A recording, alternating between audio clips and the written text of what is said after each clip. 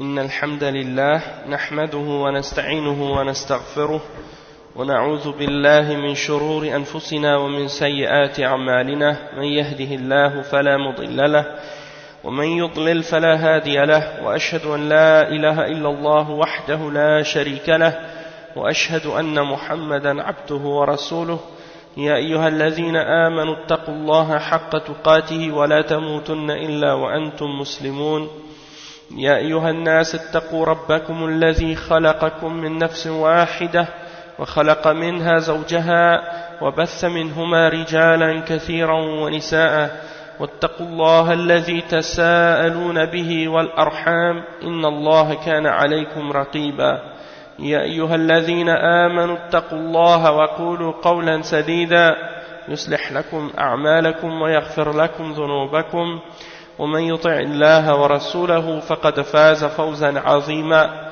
وإن خير الكلام كلام الله وخير الهدي هدي محمد صلى الله عليه وسلم وإن شر الأمور محدثاتها وكل محدثة بدعة وكل بدعة ضلالة وكل ضلالة في النار أما بعد. Donc on continue dans notre dars dans l'explication du hadith du Jibril écrit par le Cheikh Mohammed ibn Salih al-Uthaymin. Et on est arrivé maintenant, on est encore dans le sixième des piliers de l'islam, c'est-à-dire al-Qadar. Et la dernière question qui est posée par rapport au point que le Cheikh veut clarifier, c'est al-Mabhath al-Khamis, le cinquième point, la cinquième étude. Hal al-insan musayyar am mukhayyar? C'est-à-dire, est-ce que l'être humain, il est contraint dans ses actions ou bien il est libre dans ses actions? Ça c'est la question.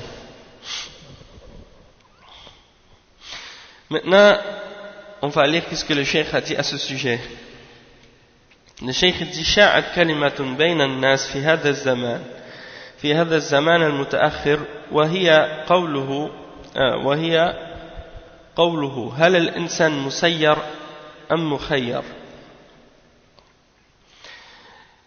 الأفعال التي فعلها الإنسان يكون مخيرا، فالإنسان مخير في إمكانه أن يأكل ويشرب، ولهذا بعض الناس إذا سمع أذان الفجر قام إلى الماء ليشرب،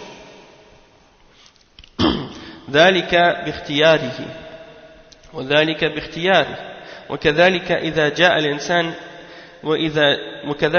جاء الإنسان النوم فإنه يذهب إلى فراشه لينام باختياره، وإذا سمع آذان المغرب والتمر أمامه والماء فإنه يأكل باختياره، وهكذا جميع الأفعال تجد أن الإنسان فيها مخير، ولولا ذلك لكان عقوبة العاصي ظلما، فكيف يعاقب الإنسان على شيء ليس فيه اختيار له؟ ولولا ذلك لكان ثواب المطيع عبثا، فكيف يثاب الإنسان على شيء لا اختيار له فيه؟ وهل هذا إلا من باب العبث؟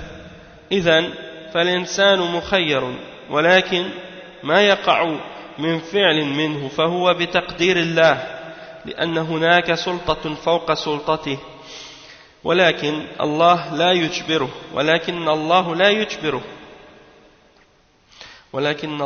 يجبره فله الخيار ويفعل باختياره. Le cheikh explique, il dit, il y a une parole qui s'est répandue parmi les gens à notre époque, hein, c'est une question que les gens posent souvent, et on dirait que la façon dont ils posent la question, c'est comme s'ils voulaient parfois polémiquer par cette question-là, ils veulent ouvrir comme un genre de débat ou de discussion en posant ce genre de questions, et c'est la question qu'on retrouve souvent chez les philosophes. Wallahu a'lam, ce genre de question, elle est souvent, et d'après ce qu'on constate, elle est inspirée souvent par les débats philosophiques, hein, des kuffars. Hein, souvent c'est ça leurs débats philosophiques au sujet de la question, est-ce que l'homme est libre ou l'homme est contraint ou forcé de faire ce qu'il fait. Donc le cheikh il répond, il dit que les actions que l'être humain fait, c'est des actions qui sont choisies. Et c'est des actions qui sont choisies. C'est-à-dire l'être humain, il choisit, qu'est-ce qu'il fait, il a le choix. Donc, si l'être humain il veut manger, il peut manger. Et puis, quand il a envie de boire, il boit. Et c'est pour ça que les gens, lorsque par exemple quelqu'un va entendre l'adhan de Fajr, il se lève et puis il boit de l'eau. Ça c'est par son choix, son propre choix qu'il fait ça. Et lorsque quelqu'un a envie de dormir, il s'en va sur son lit et puis il dort. Ça c'est par son propre choix. Et lorsqu'il entend l'adhan du Maghrib et que devant lui il y a des dates, eh ben il y a des dates et il y a de l'eau, alors il va manger, il va boire selon son propre choix, selon son, il va faire ça de son propre gré. Donc c'est la même chose pour toutes les actions que l'être humain peut faire. Il a le choix dans ses actions. Sinon, si l'être humain n'avait pas le choix dans ses actions, alors ça voudrait dire que le pécheur devrait être puni injustement. Parce que comment l'être humain pourrait être puni alors qu'il n'a pas le choix dans les actions qu'il fait, Et de même que la récompense serait quelque chose d'insensé, puisque l'obéissance qu'il fait et les bonnes choses qu'il font ne sont pas faites par lui-même non plus. Alors comment pourrait-il être récompensé pour quelque chose dans lequel il n'a aucun choix, et comment il pourrait être puni de la même chose pour quelque chose qu'il n'a pas choisi, pour des gestes qu'il n'a pas choisi de faire. Donc tout ça ce serait inutile et insensé. Et donc le cheikh il dit, donc l'être humain il a un choix dans ses actions, mais ce choix qu'il fait, il se produit par la prédestination d'Allah subhanahu wa ta'ala, parce que au-dessus de lui il y a un pouvoir, c'est-à-dire au-dessus de l'être humain il y a un pouvoir, et c'est le pouvoir d'Allah subhanahu wa ta'ala. Mais Allah subhanahu wa ta'ala ne le force pas de faire ce qu'il fait. Il a le choix d'agir selon sa volonté et selon son choix à lui. Le cheikh il dit ensuite: وَلِهَذَا إِذَا وَقَعَ الْفِعْلُ مِنْ غَيْرِ إِرَادَةٍ مِنَ الْإِنسَانِ فَإِنَّهُ لَا يُنْسَبُ إِلَيْهِ. قال تعالى في أصحاب الكهف: ونقلبهم ذات اليمين وذات الشمال. فنسب الفعل أو نسب الفعل نقلبهم إليه سبحانه، لأن هؤلاء نوم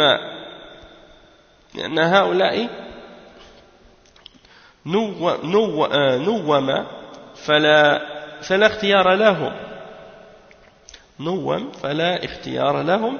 وقال النبي صلى الله عليه وسلم: من نسي وهو صائم فأكل أو شرب فليتم صومه فإنما أطعمه الله وسقاه.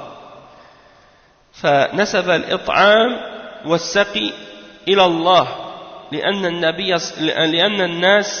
الناس ما فعل الشيء باختياره فلم يختر أن يفسد صومه بالأكل والشرب. Donc le cheikh il continue en expliquant, il dit donc comme on a expliqué, c'est que l'être humain il a un choix dans ses actions, il a un choix dans les actions qu'il fait, et il dit que lorsque un être humain fait une action et qu'il ne le fait pas volontairement, on ne l'attribue pas à lui-même, on l'attribue à Allah subhanahu wa ta'ala. Et il donne l'exemple du verset 18 dans Surat Al-Kahf. Dans le verset 18 dans Surat Al-Kahf, Allah subhanahu wa ta'ala il dit: وَنُقَلِّبُهُمْ ذَاتَ الْيَمِينِ وَذَاتَ الشِّمَالِ, c'est-à-dire on les fait tourner sur leur côté gauche et sur leur côté droit. Les enfants de la caverne, quand ils étaient dans la caverne, ils étaient en train de dormir. Allah subhanahu wa ta'ala il mentionne qu'ils ont dormi pendant plusieurs années. Et ben Allah subhanahu wa ta'ala il dit qu'il les fait tourner du côté droit et du côté gauche. ذات اليمين وذات الشمال. Et le cheikh il dit que Allah subhanahu wa ta'ala il a mentionné le verbe nuqallibuhum en parlant de lui-même, c'est-à-dire c'est comme si Allah subhanahu wa ta'ala dit c'est nous qui les faisions tourner sur leur côté gauche et sur leur côté droit. Pourquoi? Parce qu'ils étaient en train de dormir et donc ils n'avaient aucun choix dans leurs actions. Et lorsque tu dors, eh bien tu n'as aucun choix. Et c'est pour ça que le prophète sallallahu alayhi wa sallam, il dit, ça c'est quelque chose que je rajoute, le prophète sallallahu alayhi wa sallam a dit que l'être humain, sa plume est relevée, c'est-à-dire les anges ils n'écrivent pas ce qu'il fait durant le moment où il dort. Rufi al-qalamu an thalath. La plume elle est relevée pour 3 catégories de personnes. An-na'im hatta yastayqiz. Un des 3 c'est celui qui dort jusqu'à ce qu'il se réveille. Wal majnoun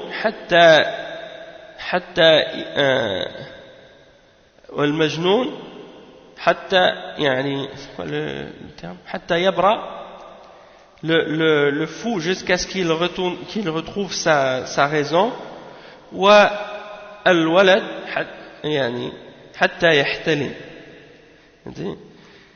l'enfant jusqu'à ce qu'il atteigne l'âge de la puberté. Ça c'est les 3 catégories de personnes qui sont mentionnées dans le hadith, mais l'important dans l'exemple, c'est celui qui est fou et celui qui dort. Celui qui dort. Ces deux-là, ils ne sont pas responsables de qu'est-ce qu'ils font. Parce qu'ils dorment. Ou bien parce qu'ils sont en train ils ont perdu la raison, donc ils ne sont pas responsables de leurs gestes. Et donc, quand quelqu'un, par exemple, dort, les choses qu'il fait quand il se tourne et quand il bouge, c'est pas lui-même qui le fait, c'est Allah subhanahu wa ta'ala qui lui fait faire. D'accord? Et il y a la même chose aussi dans le fait que lorsque quelqu'un fait quelque chose par oubli, et il donne l'exemple de quelqu'un qui il mentionne le hadith du prophète sallallahu alayhi wa sallam rapporté par Al-Bukhari qui dit que lorsque quelqu'un, pendant qu'il est en train de jeûner, il mange ou il boit et il le fait sans s'en apercevoir ou sans s'en rendre compte, c'est-à-dire il a mangé inconsciemment, comme ça par erreur, eh bien qu'il continue son jeûne, qu'il continue à jeûner. Pourquoi? Parce que c'est Allah subhanahu wa ta'ala qui l'a nourri et qui l'a abreuvé. On attribue ici dans ce hadith le fait d'être nourri et le fait de manger ou de manger et de boire, on l'attribue à Allah dans le sens que c'est Allah qui a fait boire cet individu-là et c'est Allah qui l'a fait manger. D'accord? C'est lui qui a fait que cet être humain-là a fait ces actions-là, puisque la personne ne l'a pas fait volontairement, elle l'a fait par oubli, elle l'a fait par erreur, elle n'a pas choisi volontairement de rendre son jeûne nul. D'accord? Donc ça c'est un exemple.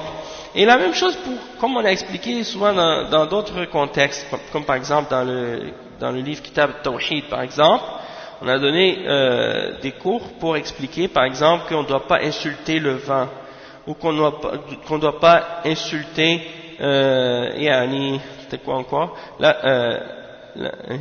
Bab ma ja'a fi sabr rih, et on a expliqué aussi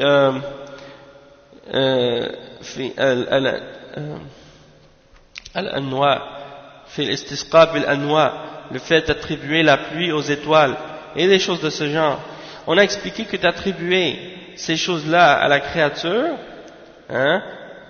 yani, on a sab ad-dahr aussi, l'insulte du temps et l'insulte du vent, et le fait d'attribuer la pluie aux étoiles.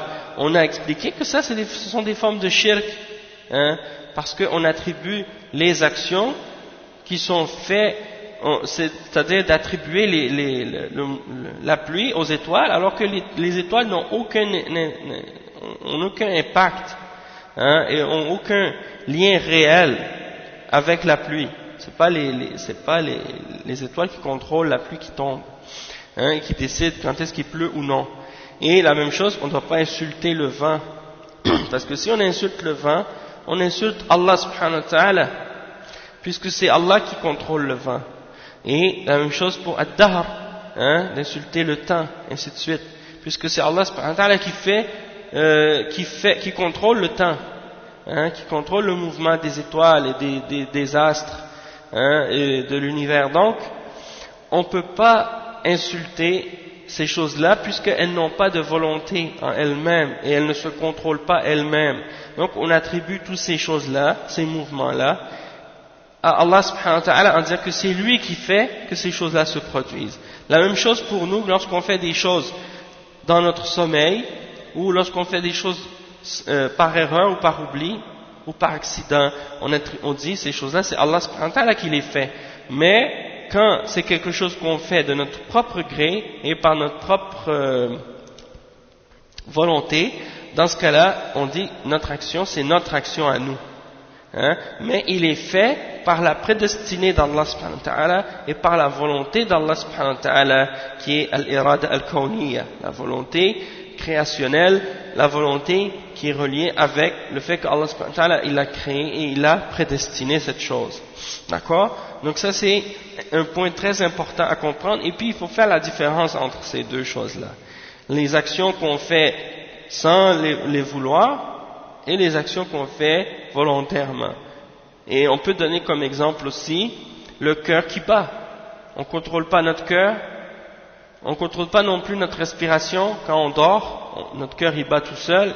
Quand on dort, notre respiration elle fonctionne tout seul aussi. Et il y a beaucoup d'autres choses comme ça qui sont automatiques dans notre système, dans notre corps humain, on ne les contrôle pas. Le système hormonal et beaucoup d'autres choses qui fonctionnent dans notre corps, ça c'est Allah subhanahu wa ta'ala qui gère et qui contrôle tout ça et qui fait que ce système fonctionne. Donc ça c'est une chose, et puis il y a les choses qu'on fait volontairement et qu'on choisit. Comme par exemple le fait d'obéir et de désobéir à Allah subhanahu wa ta'ala.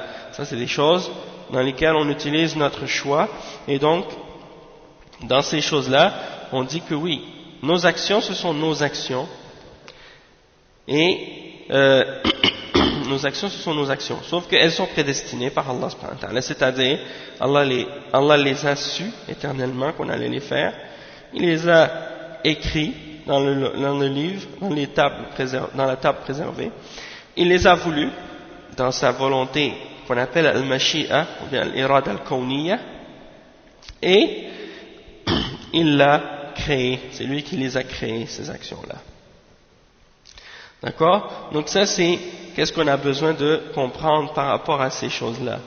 Le cheikh il dit الحاصل أن هذه العبارة لم أرها في كتب المتقدمين من السلف من الصحابة والتابعين وتابعيهم ولا في كلام الأئمة ولا في كلام شيخ الإسلام ابن تيمية أم ابن القيم أو غيرهم ممن يتكلمون ولكن حدثت هذه أخيرا وبدأوا يطنطنون بها هل الإنسان مسير أم مخير هل الإنسان مسير أم مخير نحن نعلم أننا نفعل الأشياء باختيارنا وإرادتنا ولا نشعر أبدا أن أحدا يكرهنا عليها ويسوقنا إليها سوقا بل نحن الذين نريد أن نفعل فنفعل ونريد أن نترك فنترك. Donc les gens de bid'a, parmi les gens de bid'a, il y a les deux extrêmes qu'on a expliqués dans les autres cours. Ça c'est un autre point que je rajoute encore une fois. Il y a les Jabriya qui croient ou qui disent qu'on ne doit pas attribuer aucune de nos actions à nous-mêmes. C'est Allah subhanahu wa ta'ala qui fait toutes nos actions, selon ce qu'ils disent eux. Et donc, on n'est pas libre et on n'a aucune volonté dans ce qu'on fait. Tout ce qu'on fait, on est comme une plume dans le vent. Et donc, ils ne font pas de distinction entre les choses qu'on fait inconsciemment ou involontairement et les choses qu'on choisit. Pour eux, c'est pareil entre les deux. La lune qui suit son ordre, et le soleil et les créatures qui sont dans la création, pour eux c'est la même chose comme les roches et les pierres ou le vent eh ben pour eux l'être humain il est pareil comme ça, hein, il n'y a pas de différence. Donc ils disent l'être humain il n'a pas de volonté, il n'a pas de puissance, et les actions qu'on fait doivent être attribuées à Allah subhanahu wa ta'ala, hein, c'est Allah qui les fait, et si on les attribue à une créature, à un être humain, eh ben c'est dans le sens que c'est symboliquement, et pas réellement. Hein, ça c'est les Jabriya,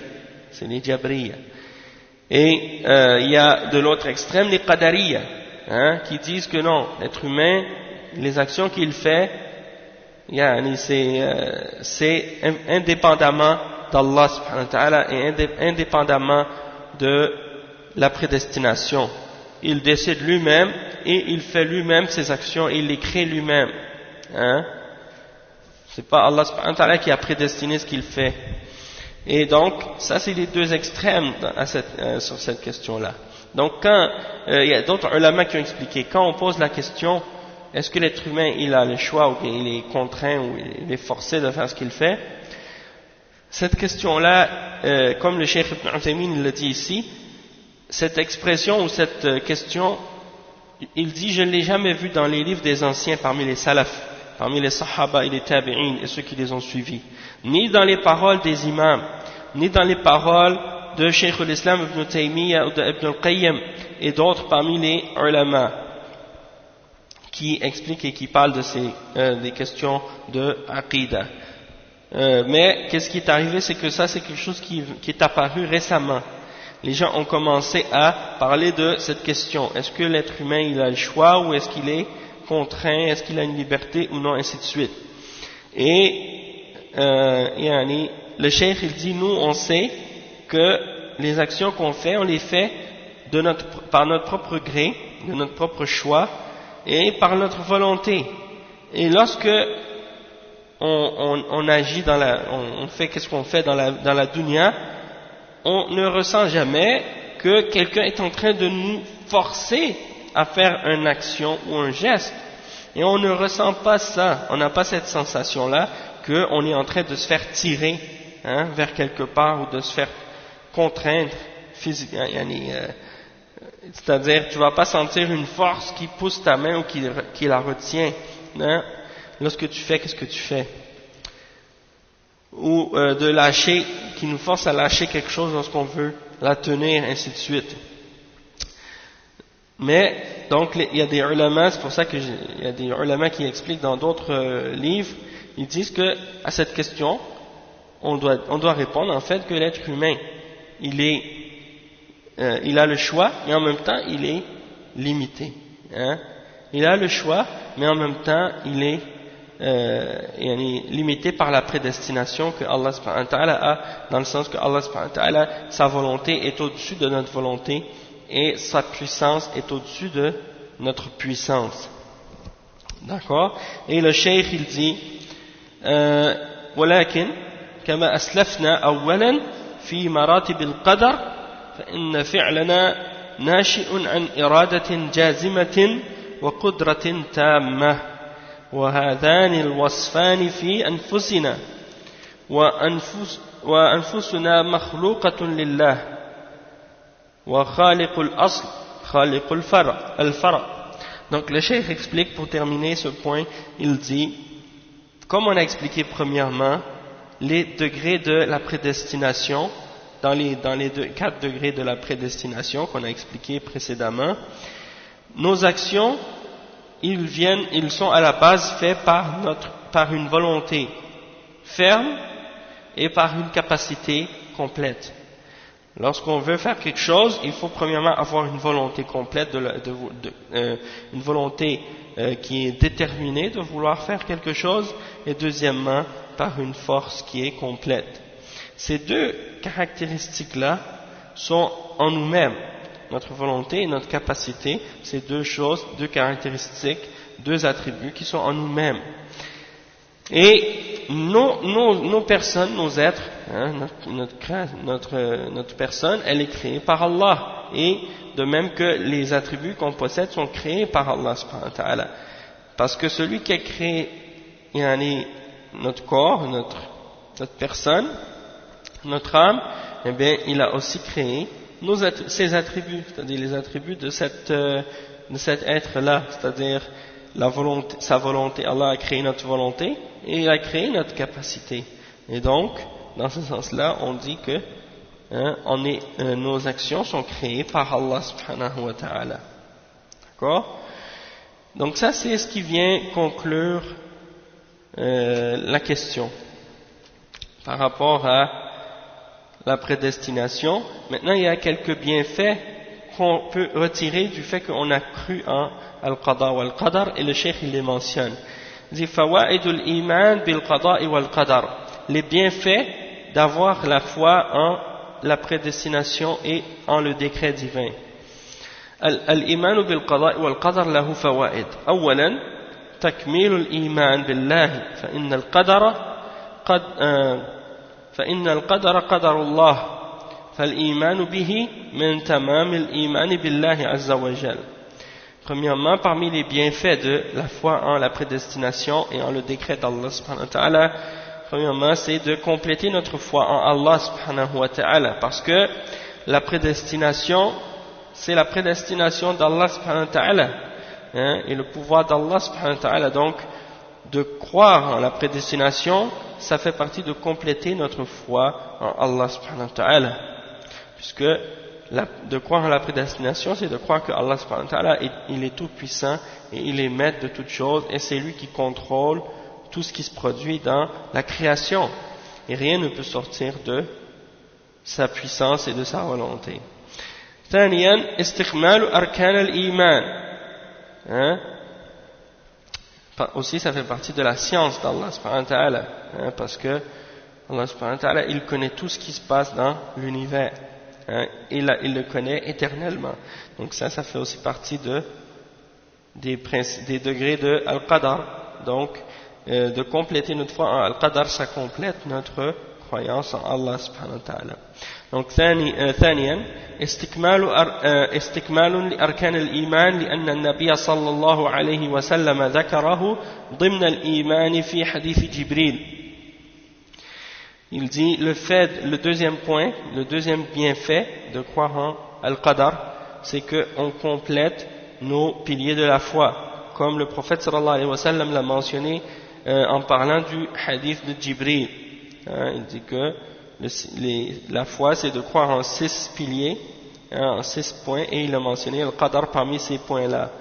ثالثا أن الإنسان يبقى مطمئنا لأنه إذا علم أن هذا من الله رضي واطمأن وعرف أن ما أصابه لم يكن ليخطئه وما أخطأه لم يكن ليصيبه وقد قلنا إنه لا يمكن أن يغير الشيء عما وقع أبدا فلا تحاول ولا تفكر ولا تقل لو فالذي وقع لا يمكن أن يتغير أو يتحول.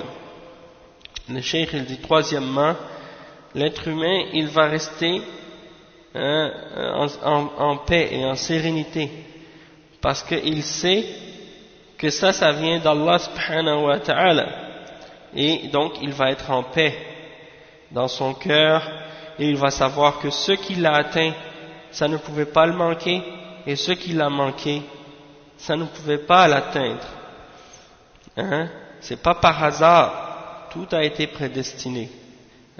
Peut-être que parfois pour nous on peut avoir l'impression que c'est une coïncidence, pour nous on peut avoir l'impression que c'est un hasard, mais pour Allah subhanahu wa ta'ala il n'y a pas de hasard et il n'y a pas de coïncidence, puisque toute chose était écrite dans un livre, et il savait toute chose et il l'a écrit dans un livre avant même d'avoir créé la création. Donc pour Allah il n'y a pas de coïncidence, il n'y a pas de hasard. Donc le cheikh il dit وقد قلنا إنه لا يمكن أن يغير الشيء عما وقع أبدا فلا تحاول ولا تفكر. Il dit c'est pas possible de changer quoi que ce soit de ce qui a été prédestiné par rapport à ce qui s'est produit. Donc lorsque quelque chose s'est produit, l'accident s'est produit ou quelque chose est arrivé, il n'y a rien que tu pouvais faire Il n'y a rien que tu peux faire qui peut changer cette chose-là. Alors, essaie pas de penser et commencer à réfléchir ou à t'imaginer, hein, commencer à dire, oh, mais si j'avais pas fait ça, ou si j'avais fait ça, hein, ça c'est, comme le prophète sallallahu alayhi wa sallam l'a dit, ça c'est la porte du shaitan. Lorsque quelque chose s'est produit, lorsque quelque chose est arrivé, tu peux pas le changer. Ça peut pas changer. D'accord? C'est-à-dire, c'est produit, ça s'est produit.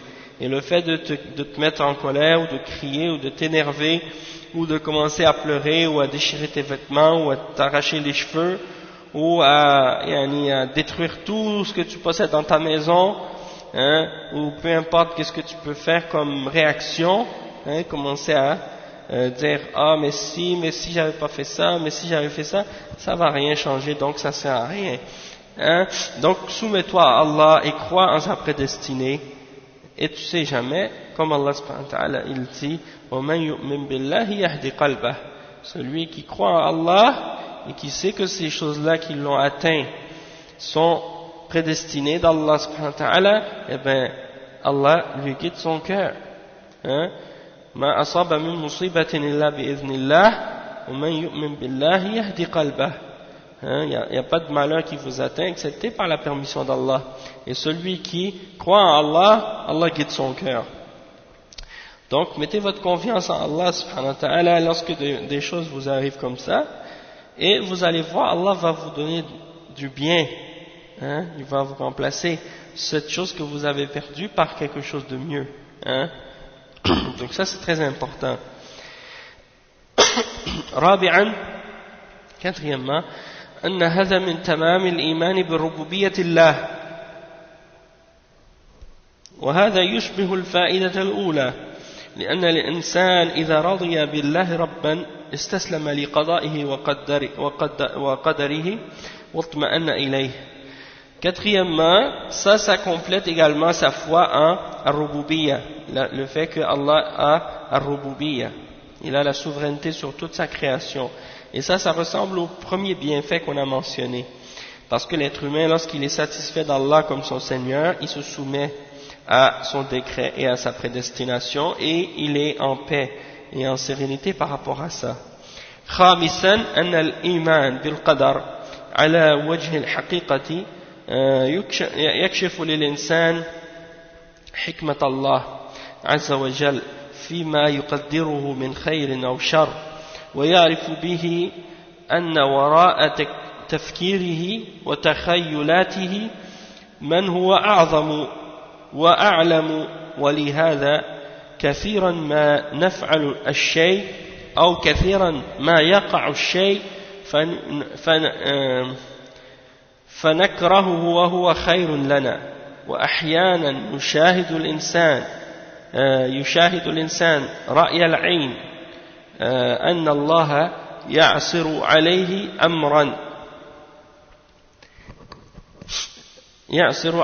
أمرا يريده، فإذا حصل ما حصل وجد أن الخير في عدم حدوث ذلك الشيء. وما أكثر ما نسمع أن فلانا قد حجز في الطائرة الفلانية على أنه سيسافر، ثم يأتي فيجد أن الطائرة قد أقلعت وفاته السفر، فإذا بالطائرة يحصل عليها حادث، فهو عندما حضر أولا ليركب فيها وجد أنها أقلعت يحزن، ولكن عندما يقع الحادث يعرف أن هذا خير له.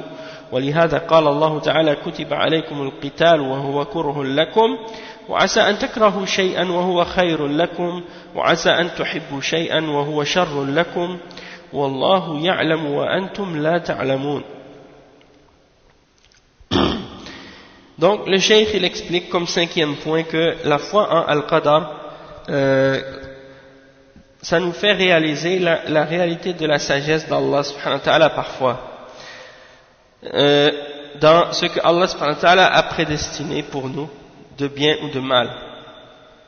Donc il y a une chose qu'on doit comprendre, c'est comme c'est en voulant dire, comme on a expliqué déjà, c'est que tout ce que Allah subhanahu wa ta'ala a prédestiné, c'est toujours bien. Hein? Et donc, même si parfois ça peut nous sembler mal, même dans le mal que Allah subhanahu wa ta'ala nous a prédestiné, il y a du bien, il y a une sagesse, et cette sagesse-là, elle est bonne. Hein?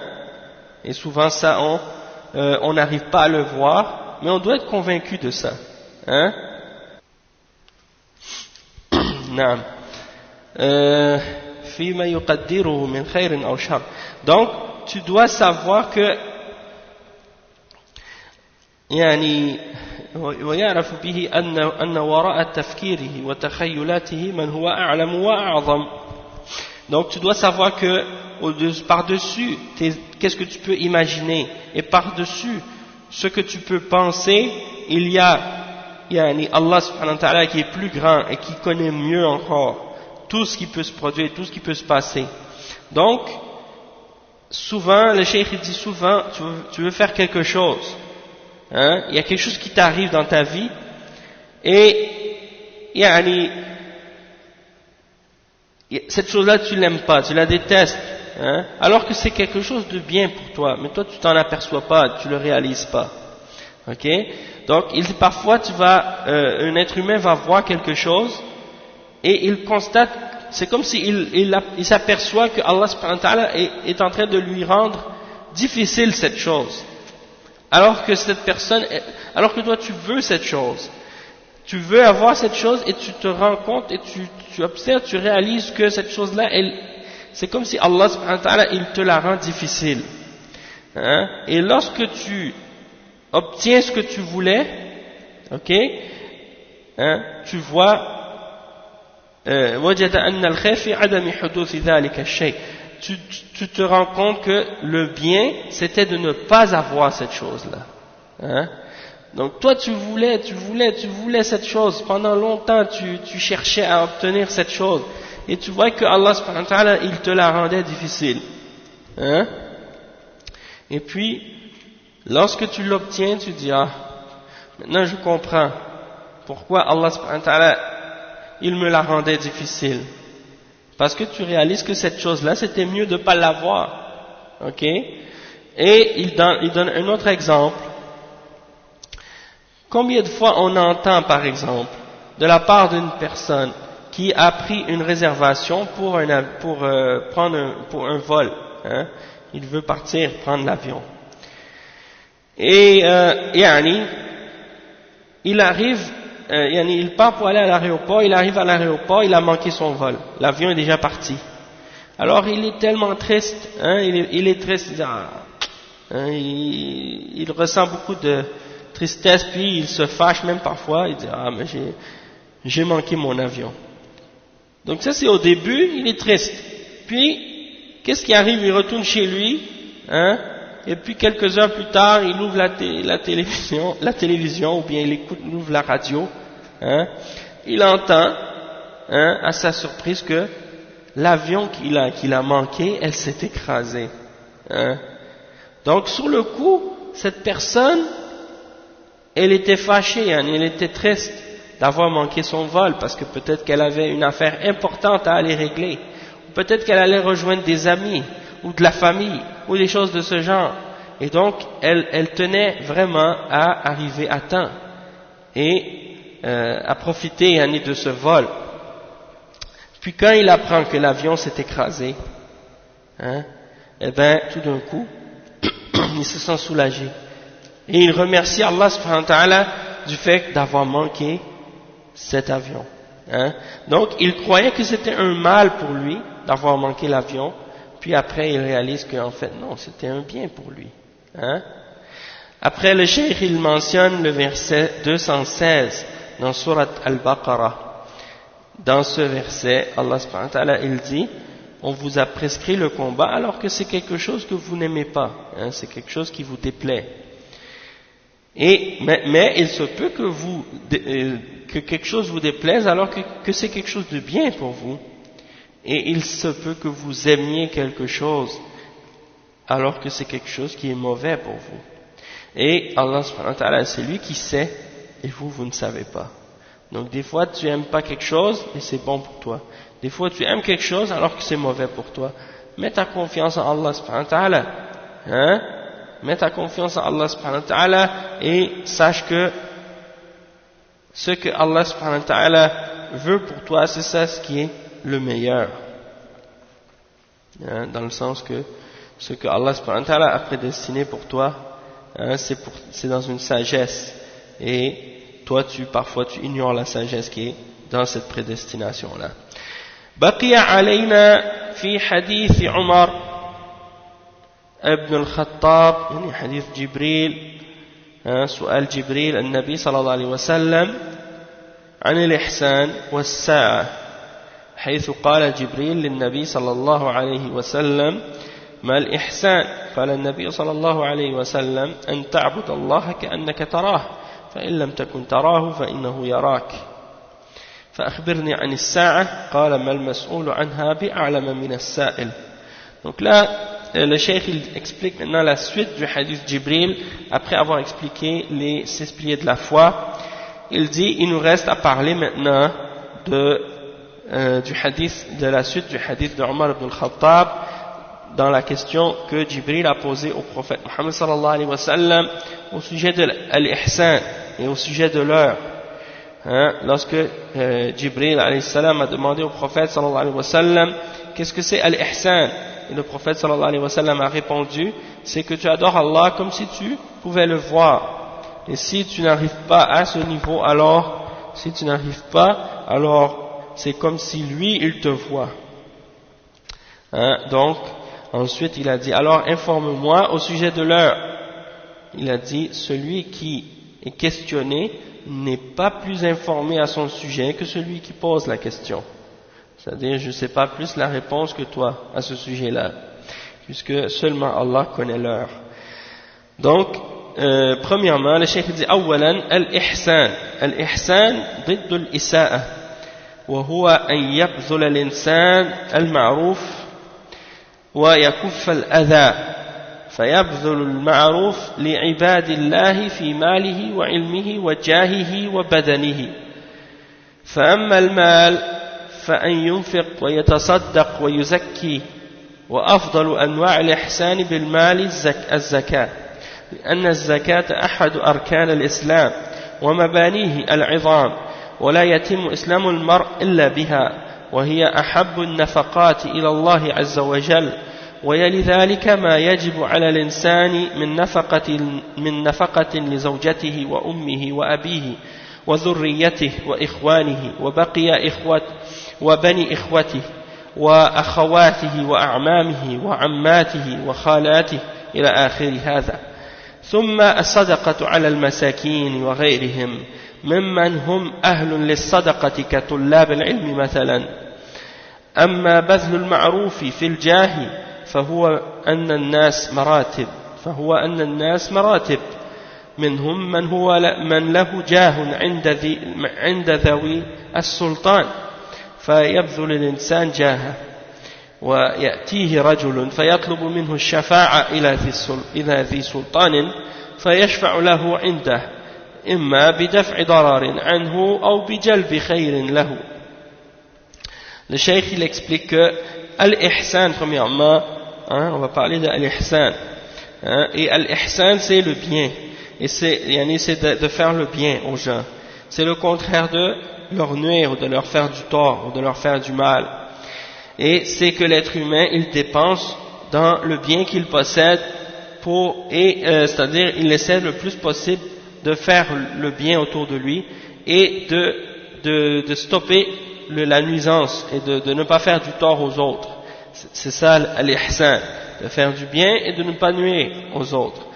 Et ça peut se faire dans le bien par exemple qu'il fait aux autres dans son argent, dans l'argent qu'il possède ou le bien qu'il possède, de même dans la science qu'il possède ou dans son statut et dans le niveau d'importance qu'il a, et dans son corps, physiquement, il peut les aider également.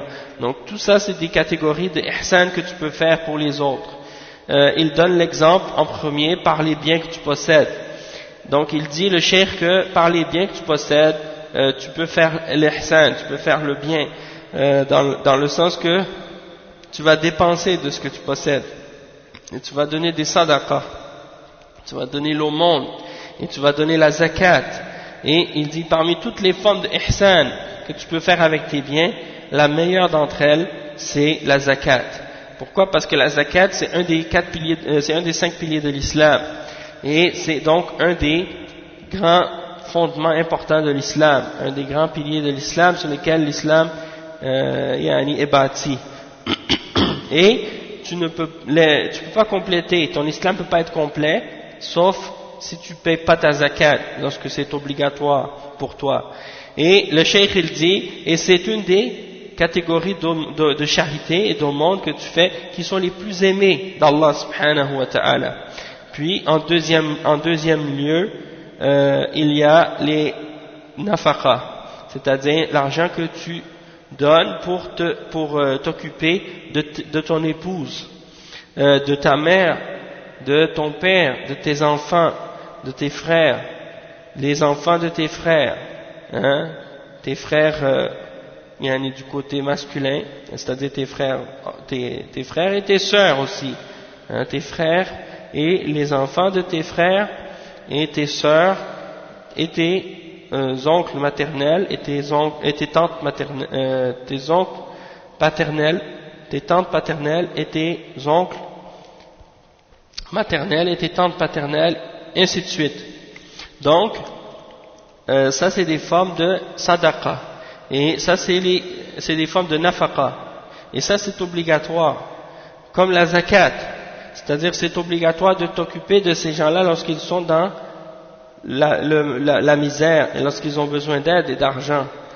Ça fait partie des catégories de personnes que c'est pas l'obligation par exemple de dire parce que on sait qu'est-ce qui se passe dans les pays non musulmans, le gouvernement il retire de l'argent des taxes et puis ils prennent une partie de ces taxes là pour donner aux gens qui n'ont pas de travail par exemple, ils leur donnent.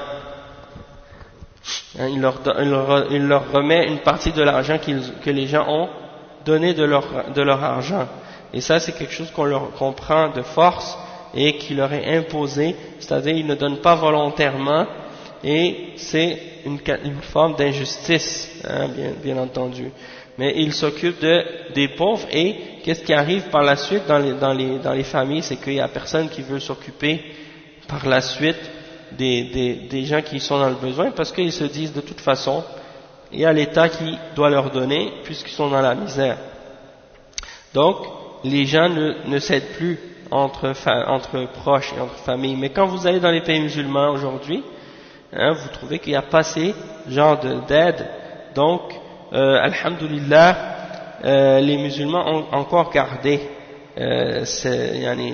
bien entendu, c'est pas tout le monde, mais alhamdulillah, les bons croyants, les bons musulmans, ils ont gardé le principe de s'entraider et de s'occuper de nos proches, ainsi de suite. Et c'est pour ça que vous voyez même parfois des gens qui vivent ici en Occident et qui s'occupent de familles entières, c'est-à-dire que chaque semaine ou chaque mois, ils envoient une somme d'argent à des membres de leur famille dans leur pays, et ils font vivre des familles entières par l'argent qu'ils leur envoient. Ça, c'est des exemples de al-ihsan que les gens ont envers leurs proches. D'accord? Donc, ça, c'est quelque chose qui est obligatoire par rapport à ces catégories-là qu'on a mentionnées. Et aussi à la sadaqa pour les pauvres qui vient par la suite. Ça, c'est pas tes membres de ta famille, ça, c'est des étrangers. Tu dois quand même les aider puisque ce sont des étrangers, même si ce sont des étrangers, puisque Allah subhanahu wa ta'ala nous ordonne d'aider les pauvres. Donc ça c'est parmi les catégories les plus importantes de sadaqat. Et le cheikh il dit, et parmi ceux qui également peuvent recevoir de la sadaqa, il y a les tullab al-ilm, les étudiants, ceux qui recherchent la science par exemple. Le cheikh il dit ensuite, أما بذل المعروف في الجاه فهو أن الناس مراتب. En ce qui concerne le fait de dépenser de notre bien, des biens qu'on possède, et de faire du bien aux gens par notre position de notre statut, sociale, et ainsi de suite, eh ben ça c'est parce que les gens sont divisés dans la dunya en degrés. Allah subhanahu wa ta'ala a mis certaines personnes par-dessus d'autres, et donc certains ont plus d'autorité et plus un statut plus élevé que d'autres, et ça fait partie de la prédestinée d'Allah subhanahu wa ta'ala et de la sagesse d'Allah subhanahu wa ta'ala. Donc il y a des gens qui ont une autorité, qui sont des dirigeants, yani toi, si tu as une position d'importance dans la société, tu as un statut, tu es capable de faire al-ihsan envers les gens en les aidant, en faisant l'intercession pour eux auprès du dirigeant ou auprès de celui qui détient une autorité, pour les aider. Donc, étant donné que toi tu es proche de quelqu'un qui possède l'autorité, tu peux intercéder en sa faveur pour qu'il puisse avoir un service, pour lui ramener un bien ou pour écarter un mal de quelqu'un. Quand quelqu'un a un problème, tu aides cette personne à régler ce problème. Ensuite, le cheikh il dit amma bi'ilmihi fa'an yabdhul ilmahu li'ibadihi ou li'ibadillah ta'liman fi al-halaqat wal majalis al-'amma wal khassa hatta law kunta fi majlis qahwa fa inna min al-khayr wal ihsan an tu'allima an-nas ولو كنت في مجلس عام فمن الخير أن تعلم الناس ولكن استعمل الحكمة في هذا الباب ولا تثقل على الناس حيث كلما جلست مجلسا جعلت تعظهم وتتحدث إليهم لأن النبي صلى الله عليه وسلم كان يتخولهم بالموعظة ولا يكثر لأن النفوس تسأم وتمل فإذا ملت كلت وضعفت نعم وربما تكره الخير لكثرة من يقوم ويتكلم. Le cheikh il dit également tu dois faire l'ihsan envers les autres en leur donnant et en leur diffusant, en leur donnant un peu de ta science, tu donnes un peu de ta science aux serviteurs d'Allah subhanahu wa ta'ala pour leur donner des enseignements, pour les éduquer, pour leur enseigner dans les cercles, dans les assemblées publiques ou privées. Tu t'assois avec eux puis tu leur donnes des cours et tu leur enseignes. Le cheikh il dit même si c'est dans un café, dans une assemblée où les gens s'assoient pour boire du café, tu leur fais du bien, et tu leur enseignes le bien, tu leur montres le bien et tu leur enseignes le bien, et tu leur fais du bien en faisant ça. Même si tu es dans une assise, tu es assis avec les gens, tu es réuni avec des gens dans une assemblée, de gens, des gens ordinaires, tu leur parles, tu leur enseignes quelque chose de bien. Tu enseignes les gens. Ça c'est quelque chose de bien, mais il faut utiliser la sagesse là-dedans. Il faut utiliser la sagesse dans le sens que il faut pas à chaque fois que tu t'assois avec les gens, tu commences à peser trop lourd sur eux et qu'à chaque fois tu commences à les exhorter et à leur parler de choses qui ont rapport avec les durous et de la religion. Non, il faut savoir que le prophète sallallahu alayhi wa sallam, il laissait des espaces entre les exhortations qu'il donnait. Il essayait de ne pas trop en faire pour pas que les personnes commencent à trouver ça comme s'ils commencent à trouver ça un peu ennuyant, et à force de l'entendre trop souvent, ils perdent le goût et l'intérêt pour le rappel et pour les choses qui ont rapport avec le rappel et la science.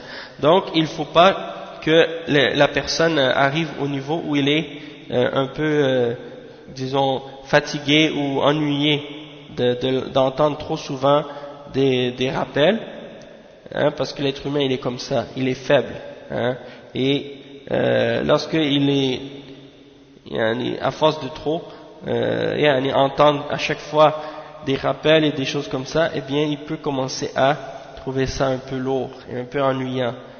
Alors il faut savoir faire des écarts entre les rappels et ne pas le faire de façon trop constante, pas constante, mais je veux dire trop rapprochées les unes des autres. Et des fois il y a des gens qui pensent comme s'ils disent « Ah mais comment tu vas aller dans un endroit où les gens sont en train de boire du café puis tu vas leur faire tu vas les enseigner ou tu vas leur faire une exhortation et tout et tout. » Et il y a des gens qui s'étonnaient de ça, ils disent « Mais comment tu peux dire une chose pareille? Comment tu peux faire une chose pareille? Tu vas aller dans ces endroits-là alors que les gens sont assis là, ils discutent, ils parlent de toutes sortes de choses futiles, et toi tu vas aller là-bas, tu vas leur parler de religion. » Et donc, les gens étaient étonnés d'entendre ça, mais même le cheikh ici, il a dit, même si les gens sont assis en train de boire du café et discuter, tu peux en profiter pour leur enseigner quelque chose de bien et de leur donner une exhortation et de leur parler de ce qui peut être bénéfique pour eux et d'ordonner le bien, d'interdire le mal. Et ça c'est obligatoire. Ensuite le cheikh il dit أما الإحسان إلى الناس بالبدن فقد قال النبي صلى الله عليه وسلم تعين الرجل في دابته فتحمله عليها أو ترفع له عليها متاعه صدقة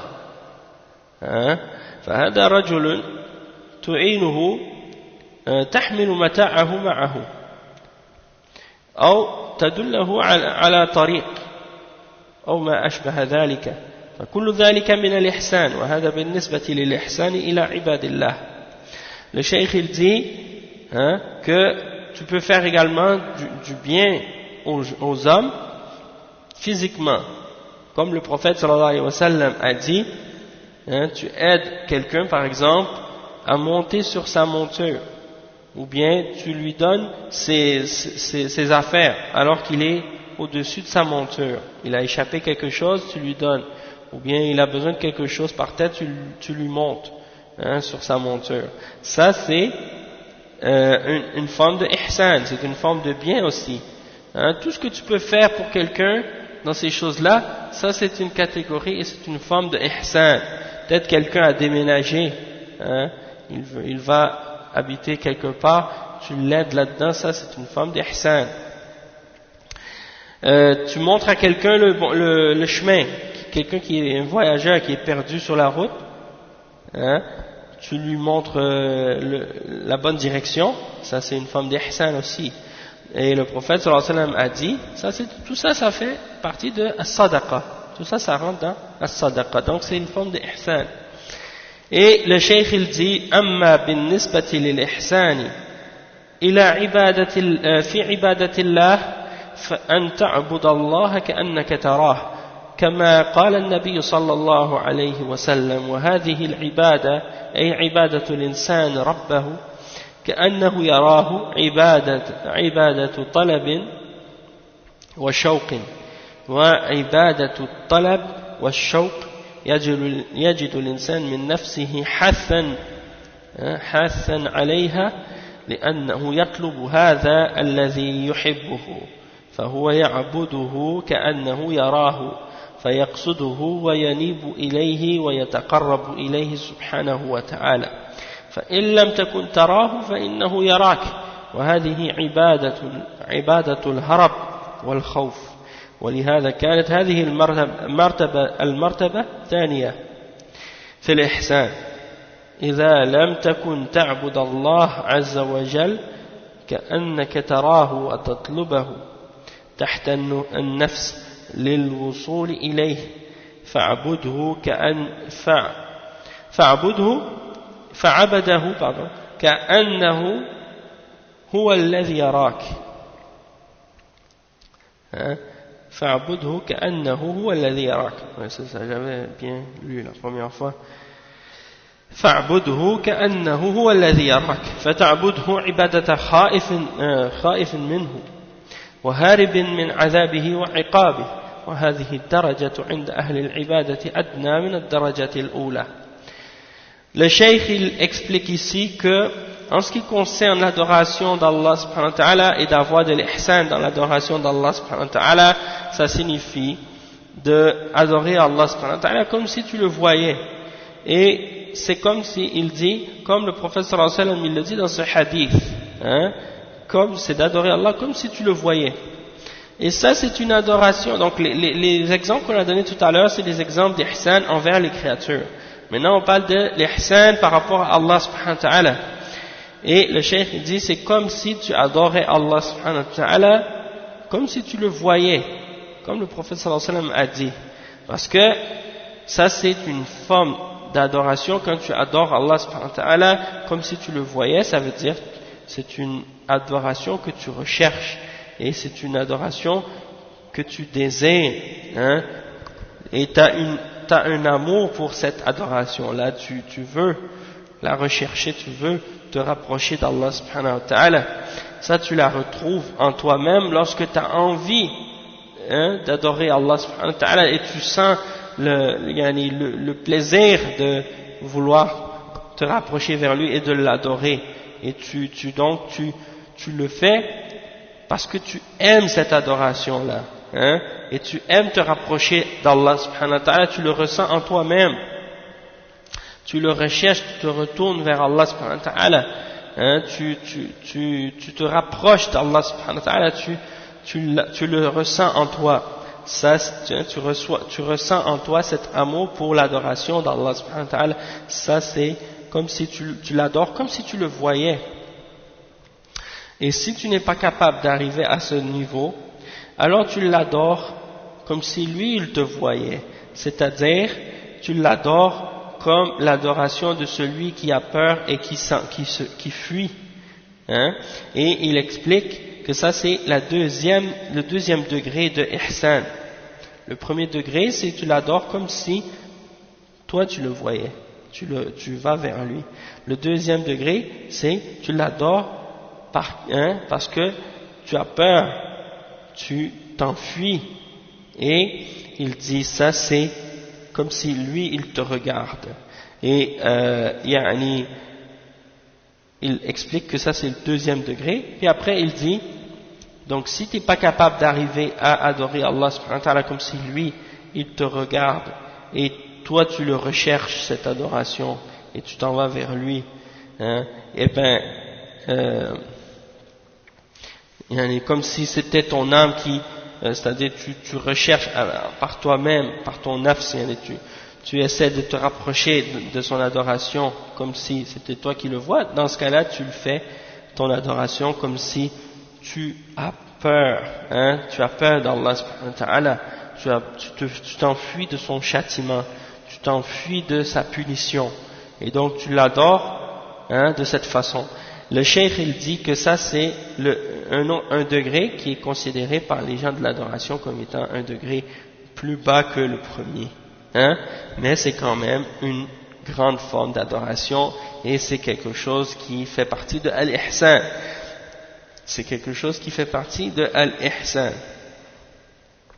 Contrairement aux soufiyas, hein, qui eux pensent qu'ils adorent Allah juste par l'amour et non par la crainte.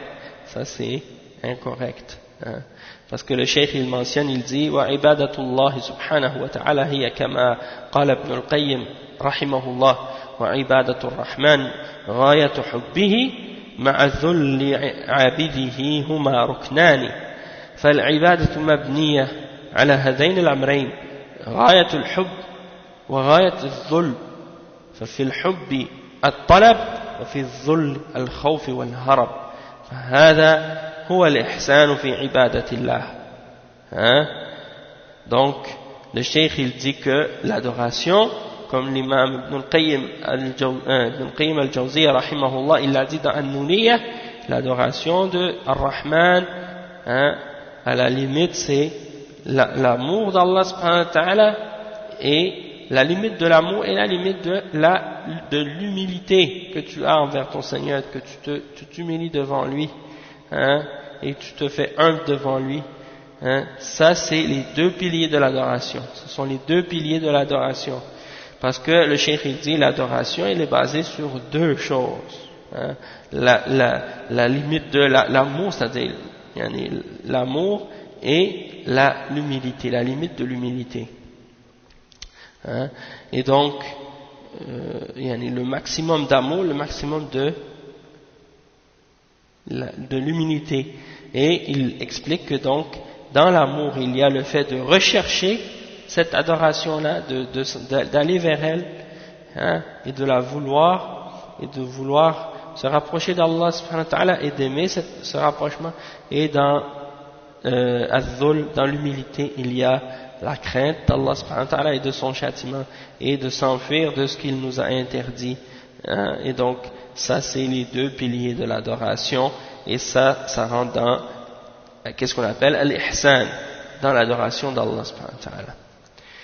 فإذا كان الإنسان يعبد الله على هذا الوجه فإنه سوف يكون مخلصا لله عز وجل لا يريد بعبادته رياء ولا سمعة ولا مدحا عند الناس سواء اطلع الناس عليه أم لم يطلعوا الكل عنده سواء لا مدحا عند الناس سواء اطلع الناس عليه أم لم يطلعوا الكل عنده سواء فهو محسن العبادة على كل حال بل إن من تمام الإخلاص أن يحرص الإنسان أن لا يراه الناس في عبادته وأن تكون عبادته مع ربه سرا إلا إذا كان بإعلان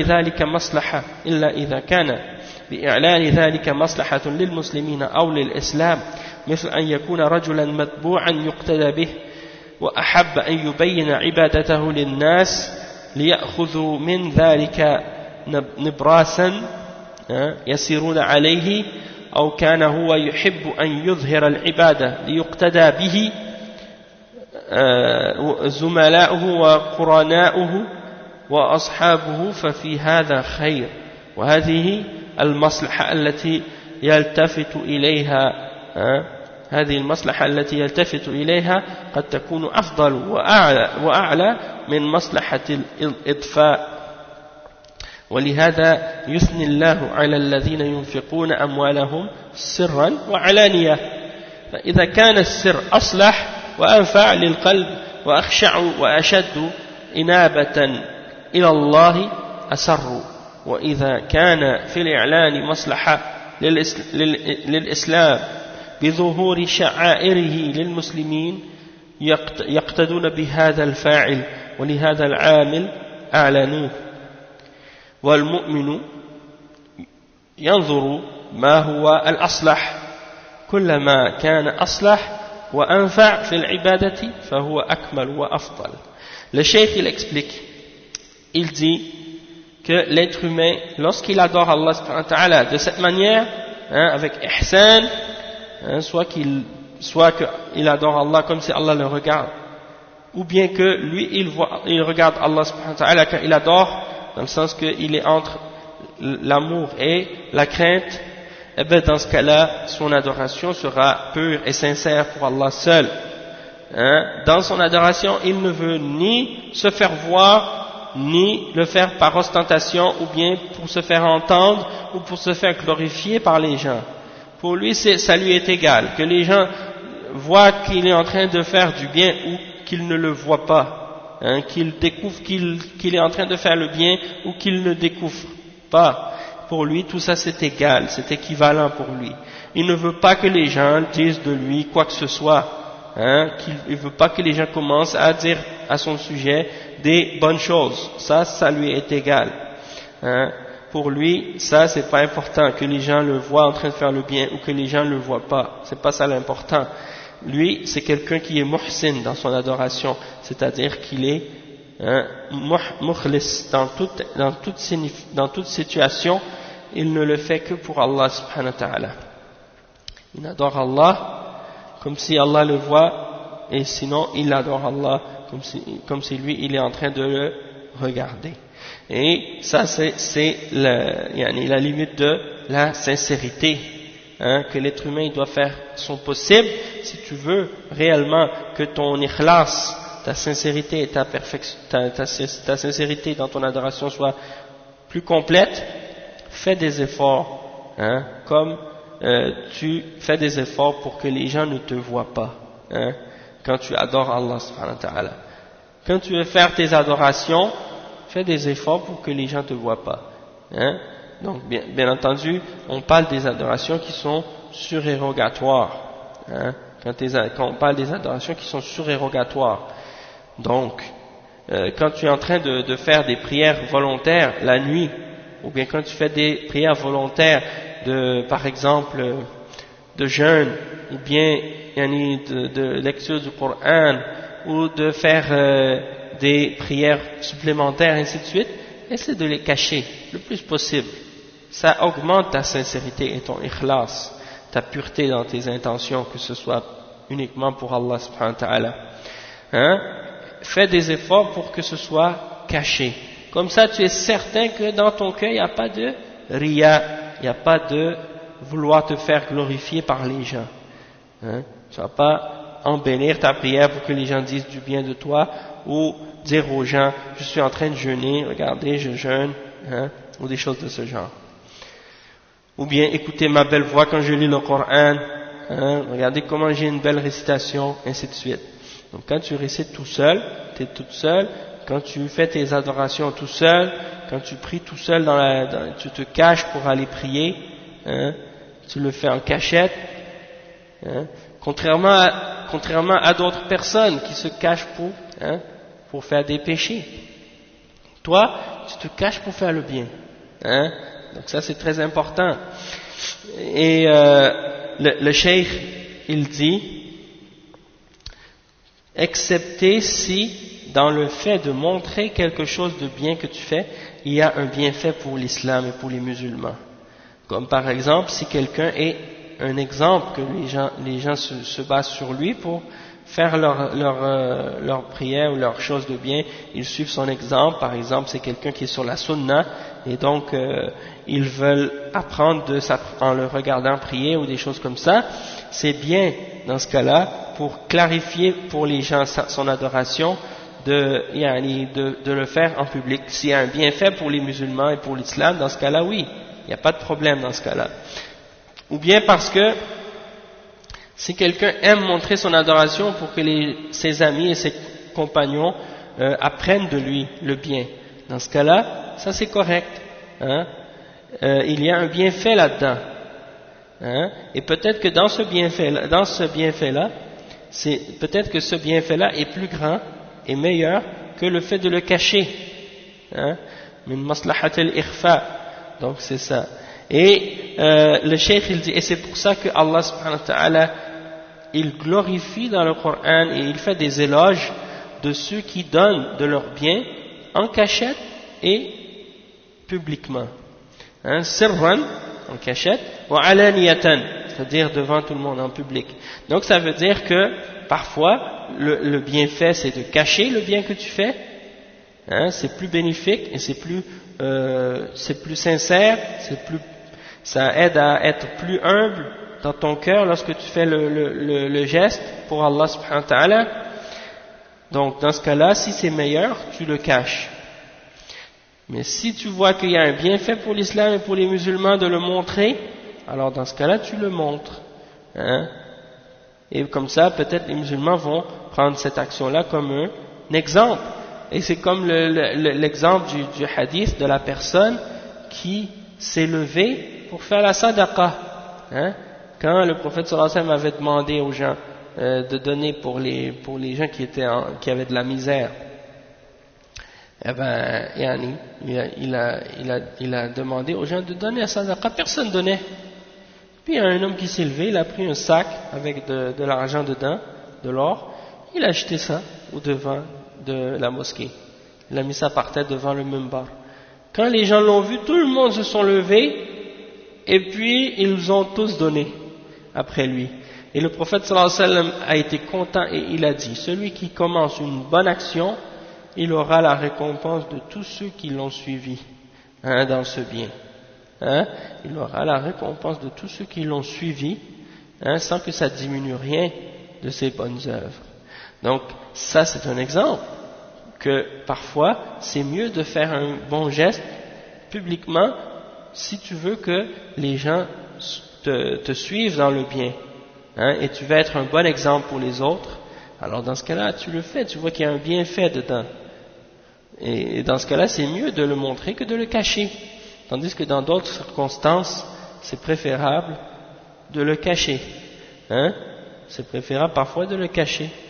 Et donc, le cheikh, il termine ça en disant que le croyant, il doit regarder qu'est-ce qui est le plus bénéfique, le plus bien pour les gens. Hein? Et quand il voit que quelque chose est meilleur, est plus bénéfique dans l'adoration, alors cette adoration-là sera plus complète et elle sera meilleure. Hein? Donc nous, on va s'arrêter ici pour aujourd'hui et au prochain cours, on va terminer le livre. Inch'Allah, c'est les signes de la fin des temps. On va terminer la fin de l'explication de ce hadith au prochain cours, Inch'Allah. Subhanak Allahumma wa bihamdik, ashhadu an la ilaha illa anta, astaghfiruka wa atubu ilayh, wa jazakumullahu khayran, wassalamu alaykum wa rahmatullahi wa barakatuh.